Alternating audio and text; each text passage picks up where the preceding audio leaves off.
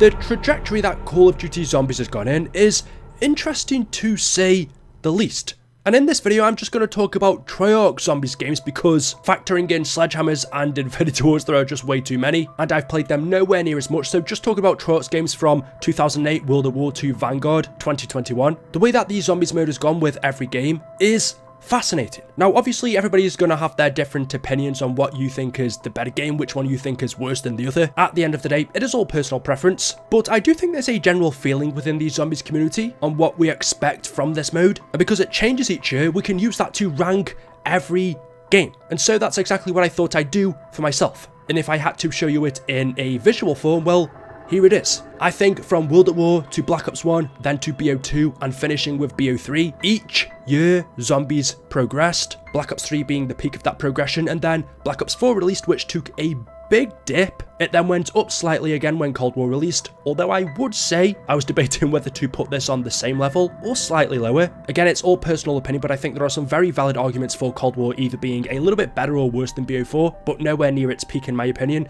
And then after that, Vanguard released, which I would consider our latest Zombies mode that we can rank. Not Modern Warfare 3 Zombies, that would be unfair, it hasn't gone through its life cycle yet, but Vanguard Zombies for me is the lowest point in COD Zombies history. So since 2015, 8 years ago now, I don't think Call of Duty Zombies has been anywhere near as good. It was on an upwards trajectory for such a long time, and then since then it's really been up and down. Whether you think one of the past 3 games, either BO4, Cold War or Vanguard, have been better than the other, there hasn't been that same level of consistent improvement that we saw with World at War. Each game, World at War, BO1, BO2 and BO3, getting better than the other, improving on one another, going up in a straight line. Since then, Zombies has really been all over the place. And so that made me ask the question, well, why?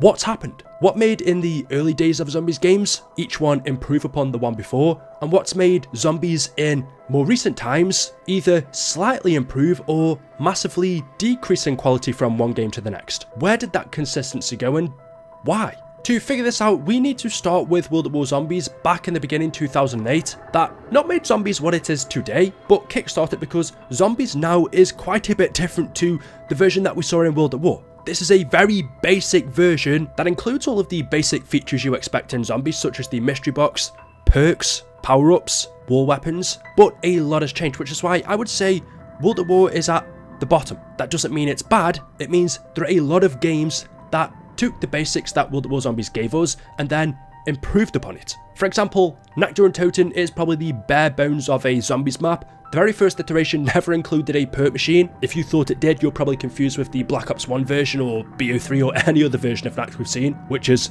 a lot. It had 3 main separate rooms, or technically 4. No main Easter egg, not really any Easter eggs to be fair, and almost non-existent storyline that wasn't expanded on until later on. This was an experiment. It was a bonus game mode for people that had completed the campaign. You were just meant to go in, and the idea was to hold off in this small bunker against the undead, building up barriers, stopping them coming in, and if they did, you shoot them. And if they get to you, you die. But people loved it.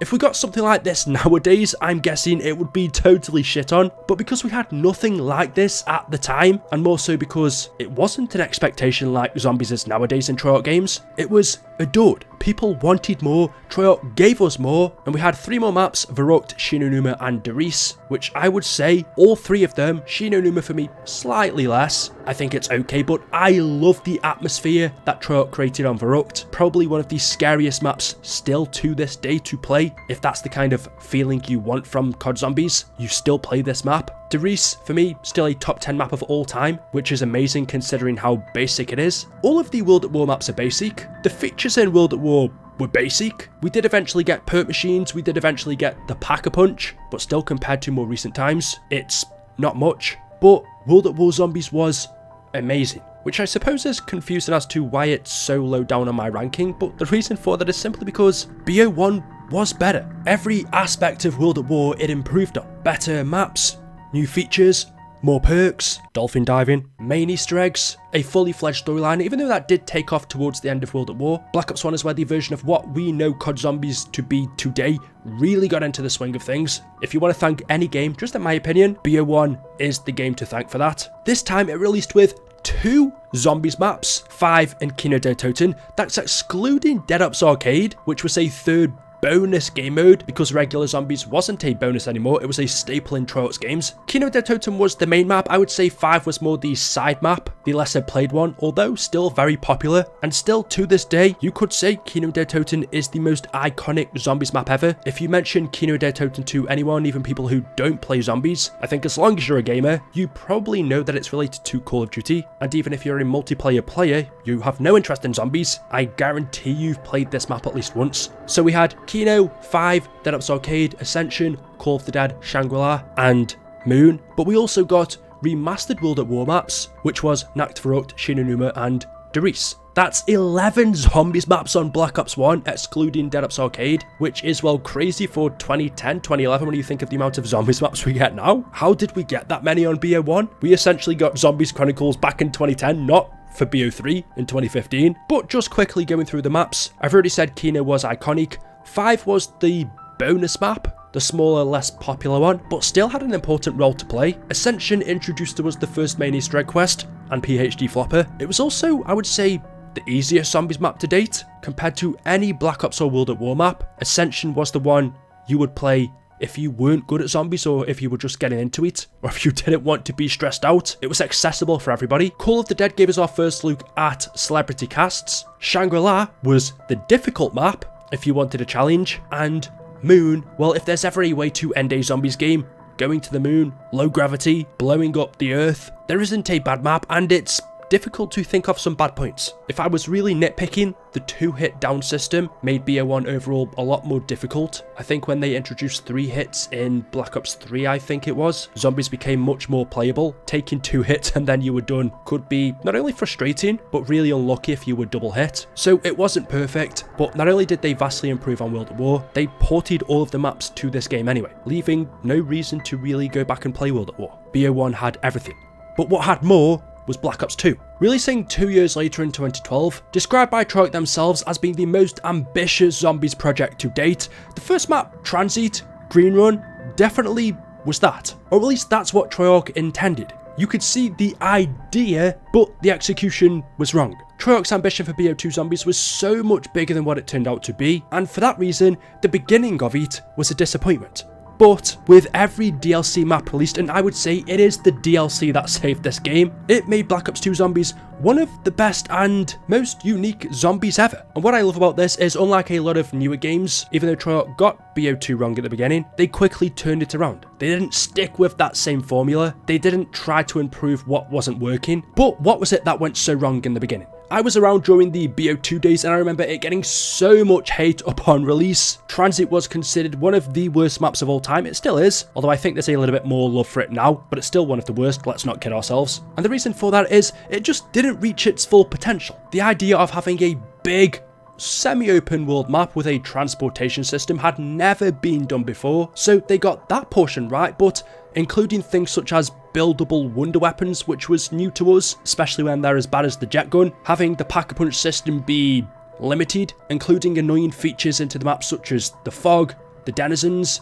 lava, making you jump over portions of the map instead of having a smooth flow. I also don't think the actual main areas in Transit were very good besides from town. Each one of the locations as their own separate maps were cool, Farm, Buzz Depot, Diner, but put into one is Transit. I think there's much more that Treyarch could have done with the areas that you were allowed to roam in, because you couldn't stay in the fog, which really made a big map kind of small. The playable area actually wasn't that big. It was multiple smaller sections. I don't think, and we know Treyarch had much more planned for Transit, but because of limitations of hardware back then on the consoles, the 360, the PlayStation 3, it was never meant to be. So yeah, BO2 started off bad, but Treyarch quickly turned it around by giving us Die Rise, Mob of the Dead, Buried, and Origins.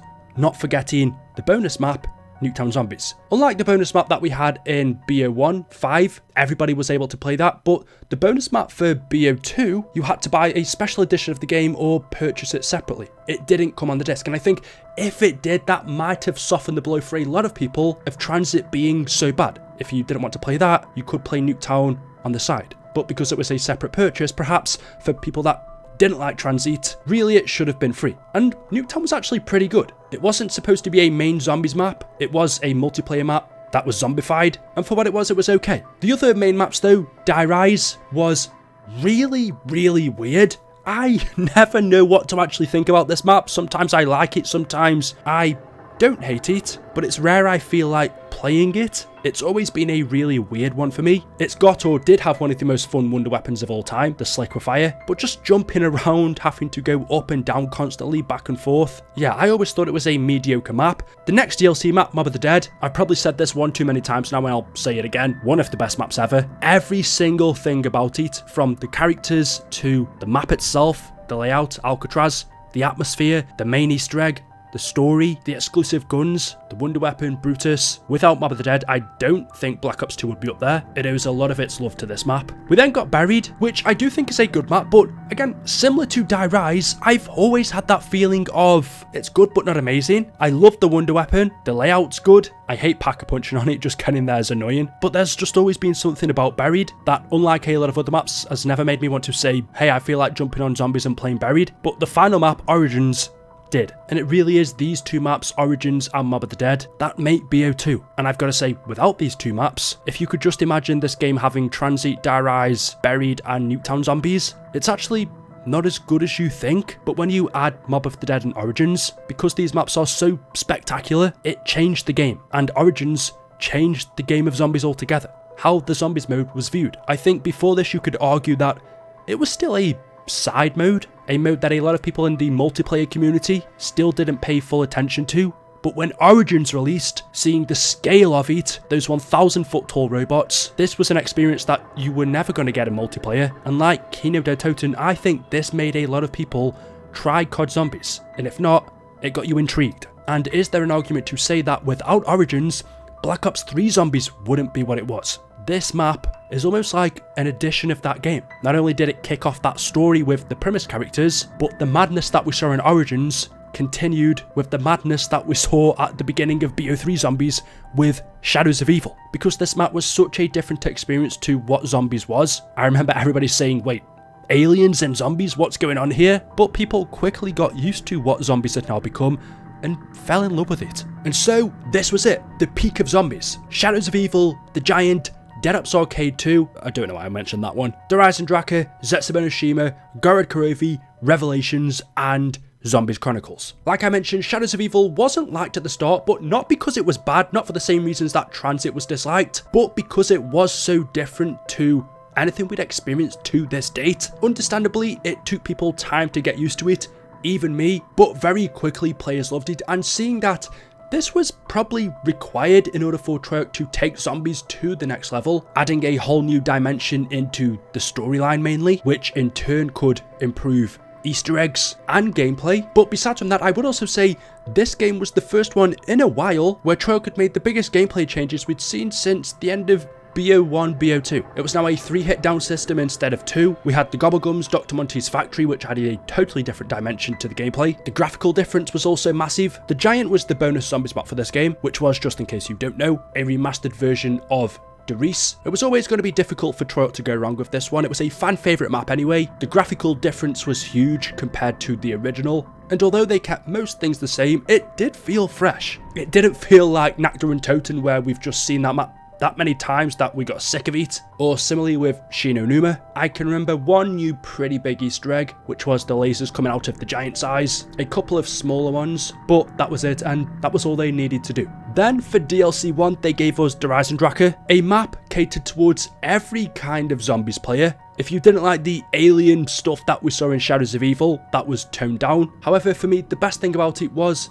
the map itself. The atmosphere. Out of any zombies map, I'd say this is on par with ones like Mob of the Dead. They nailed it. In fact, they nailed everything. The wonder weapons, the bows. I think Treyarch saw the success of these staffs and Origins and gave us something not too different, but different enough that they didn't feel the same. The dogs returned from Mob of the Dead in terms of the dragon heads. What I think Treyarch did with this map is they integrated all of the best features from older maps and redesigned them for Horizon. Whether it be the bows, the dragons, the robots in the background, the teleporter, it takes everything that was great about zombies to this point, whilst also providing its own things.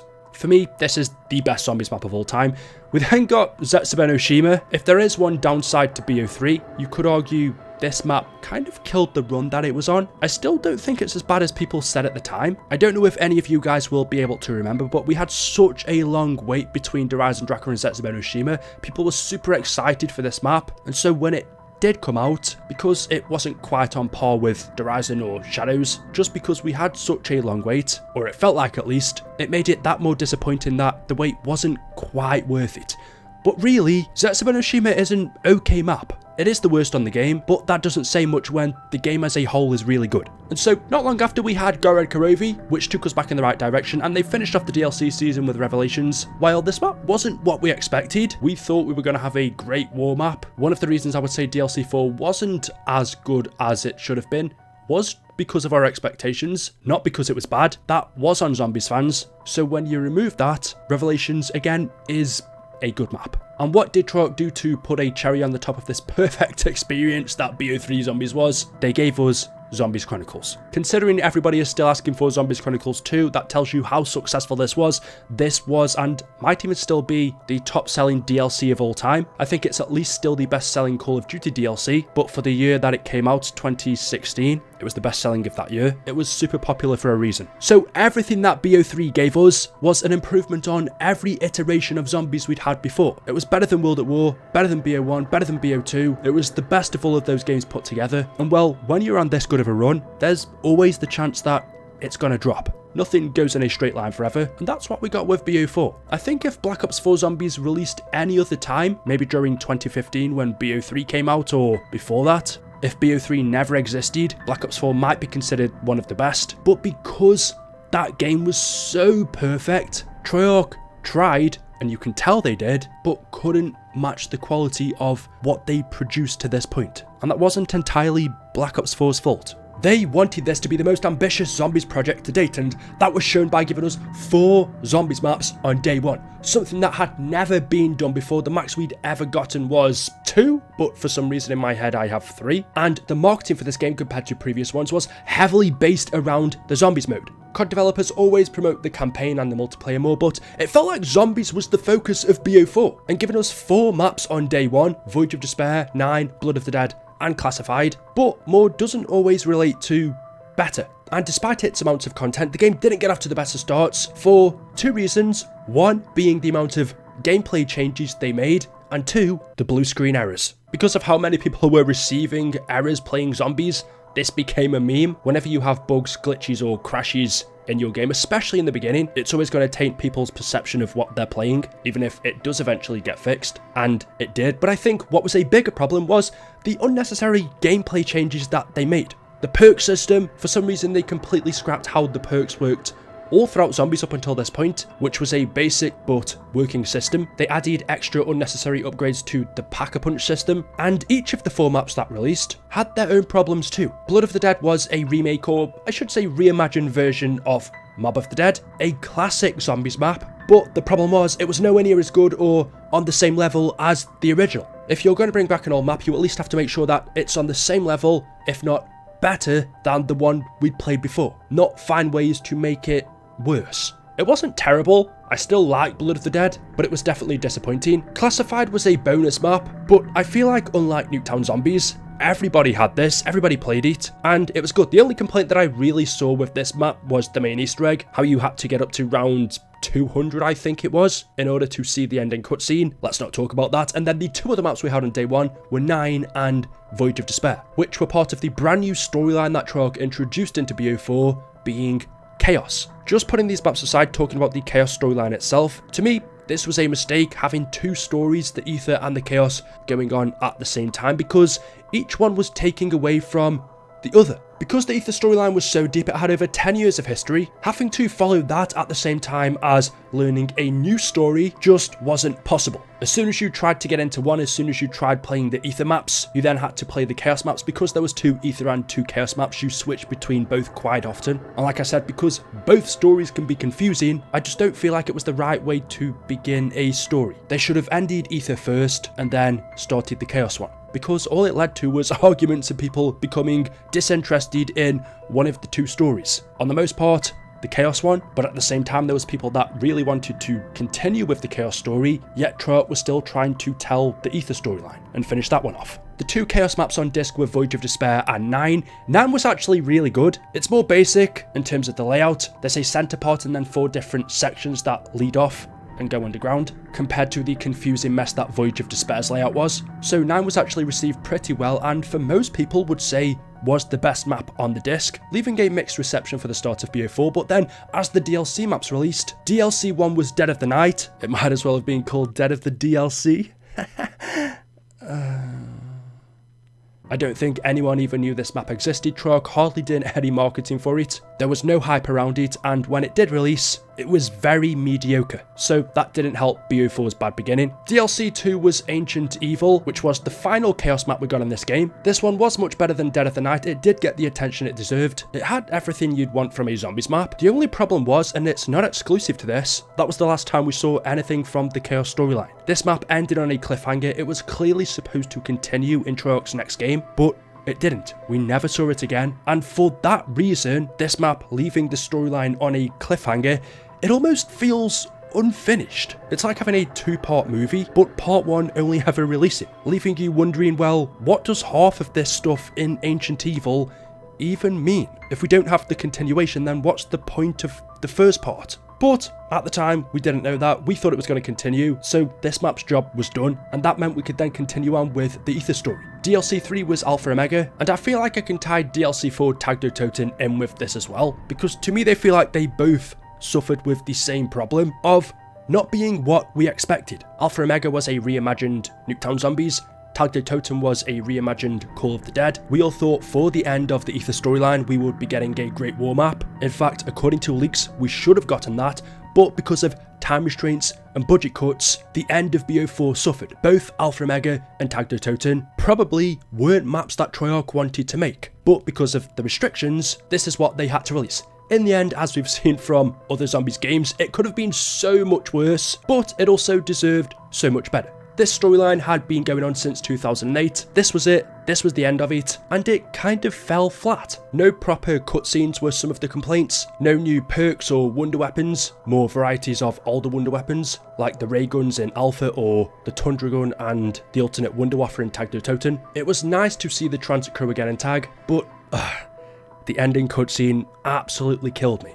Knowing what we could have gotten if it was a proper CGI style cutscene that we'd been used to up until this point, how epic it would have looked to get them in this comic style just was nowhere near as cool. They didn't invoke emotion. Imagine the Blood of the Dead ending cutscene in this cartoon style. People cried over Blood's ending cutscene. It makes a massive difference. So to not get that for the final map to end it all, which had some very emotional moments, took away an emotion that I feel like I should have had. That was ripped away from me. But reflecting back on it now, it is what it is. It could have been a lot better. It could have been a lot worse. It's still a shame, but Black Ops 4 Zombies, I think, is an okay game. With Black Ops 3 coming before this, it was always going to be extremely difficult for Treyarch to continue that upwards trend, for Black Ops 4 to top that. So in a way, maybe this was inevitable. But from here, it felt like Treyarch almost lost their way. They didn't quite recover. After seeing the community's feedback on Black Ops 4, it came across to me like Treyarch weren't sure where to go next. They were like, okay, we thought this game would be better than BO3, the players thought otherwise. Are people just tired of Call of Duty Zombies? Do we have to now take it down a different route? Along with the fact that the main story they had been telling to this point, since this mode began, had now finished. It really did feel like Treyarch didn't quite know where to go next, leaving their next attempt, called War Zombies, left in the middle. We got 4 round-based zombies maps, D-Machine, Firebase C, Mauer Toten and Forsaken, which was the least amount since it began back in World at War, but to offset that, we got a mode called Outbreak, which was essentially an objective-based semi-open world kind of mode, using rehashed Fireteam maps which were essentially multiplayer or Warzone maps broken into sections. As far as the round-based side goes, 4 maps of course was a disappointment, just going from Black Ops 4 which had that amount alone on day 1, never mind throughout its DLC life cycle, adding another 4, but the number of maps didn't only contribute to the lack of content, it was the lack of Easter eggs, storytelling, cutscenes, characters, whereas in the later years we were used to maps that were specifically designed for zombies. If you think of Dreisendrache, Zetsubenoshima, Shadows of Evil, Gorod Kurovi, you would struggle to say, wait, this is from a multiplayer map or a campaign mission. While Zombies has always used campaign and multiplayer assets, it was clear to see, besides from D Machine, I would say, each Zombies map, Firebase Sea, Maudertoten and Forsaken were partly taken from the multiplayer and the campaign. And why that was a problem was because what made Zombies unique was its unique maps, was its differences to the multiplayer and the campaign. And so when you start to integrate the two together, Zombies in Cold War started to feel less special. They also integrated multiplayer systems into it. They changed the perk system, which I will say was good. They gave us multiplayer operators. It started to feel more like multiplayer with zombies instead of just zombies. But they also did a lot right. I think the changes that they made to the perk system was good compared to the mess they made with it in BO4. I think this was an upgrade. As for each and every map, I really liked the start that Cold War kicked off on. D Machine was a great map. It felt like a zombies map, but then as the DLC maps released, for me it went further on down. And if I had to pick one bad thing about each one of them, Firebase Sea, I would say the lack of atmosphere.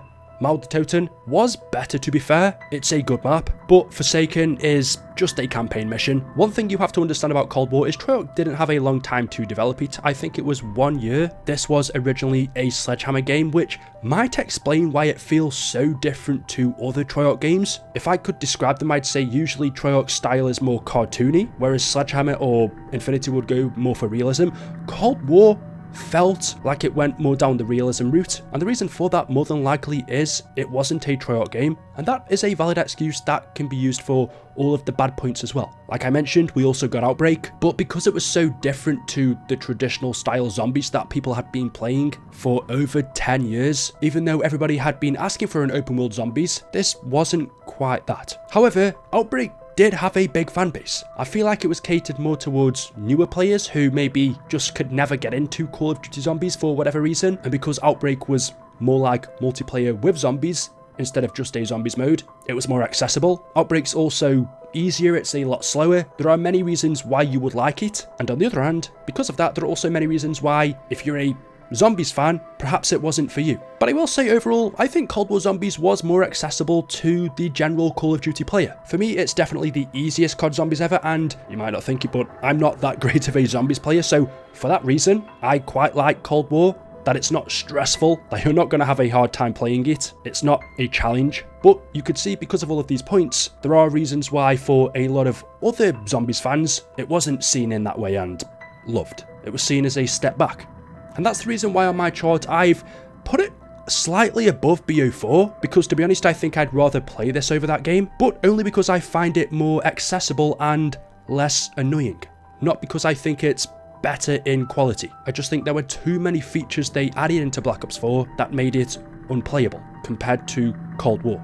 And that leaves us with Treyarch's latest attempt to make a Call of Duty Zombies mode within Vanguard. Yes, I know Modern Warfare 3 is currently the latest one, but because it hasn't gone through its full life cycle yet, it's unfair to judge it, although I think we have a pretty good idea where this is going. But let's just judge Vanguard to keep it fair. It was actually in a similar predicament that Cold War was in. This wasn't a Treyarch game. This is a Sledgehammer game. It was only the Zombies mode that was made on this by Treyarch. From what we know, they had around about 6 months to make it, and it was only a small portion of their developers, a lot of them multiplayer developers, that had to make it. Treyarch usually get 3 to 4 years to make a game, so cutting that time down to just 6 months, maybe a bit more, and not having the full amount of developers, it was doomed from the beginning, and I said that in a video not too long ago. And for that reason, I don't really like judging this game. All of the others, for the most part, fair enough, but Vanguard's a hard one because it's really bad for their standards. If this was, I don't know, some other random developer, some other franchise, it'd probably be really good, but for Treyarch Zombie standards, it wasn't. And some of the blame still has to go to Treyarch. There were decisions that they made within this that weren't necessary, that they didn't have to. For example, turning the first map, Duranfang, into what it was. It would have been so much easier for Treyarch to make this a round-based map. Instead, they decided to turn it into a weird outbreak / round-based map, so it wasn't a big outbreak map, but it was a small map that contained outbreak objectives. It would have been easier for Treyarch to just turn this into a normal round-based map, but they didn't, so there is blame that you can put on them, but for the most part, you can't. However, that doesn't change the fact that it was really bad. Fang received so much hate upon release, and because people knew this was the route that Vanguard Zombies was going to go in, people's negative perceptions of Vanguard Zombies just wouldn't shift, and they had no reason to. So we had one map on day one. It wasn't round based, it wasn't Outbreak, it was a weird combination of the two. The map was a multiplayer map, it had no main easter egg, a bare storyline. They once again introduced a brand new perk system. It seems every game as of late, Vanguard, Cold War and BO4, Treyarch just kept messing around with the perk system, and whereas they improved it in Cold War from BO4, they made it worse from Cold War to Vanguard. Everything about this map was bad, and it didn't improve with the next map, Terra Maledicta. Essentially it's just another reskinned multiplayer map. There's hardly any difference between this and Fang, but they did listen to the community eventually with the next map and give us Shinonuma, which was a round-based map. Ultimately, I feel like the hype for it died down very quickly because we've seen Shinonuma I don't know how many times now over the years. It's kind of like us getting Nakta and Toten. There comes a point where you're just not excited to see it anymore, but because of how bad Vanguard Zombies was and how desperately people wanted a round-based map, we took it, but after a week, there was little interest in it. But it was a step in the right direction, or so we thought, because we then got the final map, the Archon, and that, even though it was round based, was the exact same map that they used for DLC 1, Terra Maledicta. For the first time ever, I believe, we saw the same map twice in the same Zombies game, and that just sums up how awful this experience was. It did have a boss fight which I liked, but that in no way covers up the mess that Vanguard Zombies was, and that's in some way an example of how Zombies has gone over the past few years. Ever since it reached its peak and then dropped off, it's failed to find itself. There hasn't been any stability, any consistency, whether it be gameplay wise, Treyarch changing up the perk system every game, or as a whole, having one okay game and then one bad game and then one good game or one terrible game after, whereas we got 4 great games in a row. Treyarch have struggled to release a consistent line of good Zombies games. Maybe that will change, not this year, but when they release their game next year in 2024. We'll have to wait and see, but for now, this is what we have to go off, and it's a shame, but there's hope. So there we go. Let me know your thoughts in the comment section below. As always, hopefully you've enjoyed the video today. If you have, drop a like rating. Make sure you are subscribed to stay up to date with the latest videos on the channel. Thank you all for watching, and I will see you in the next one. Until then, goodbye.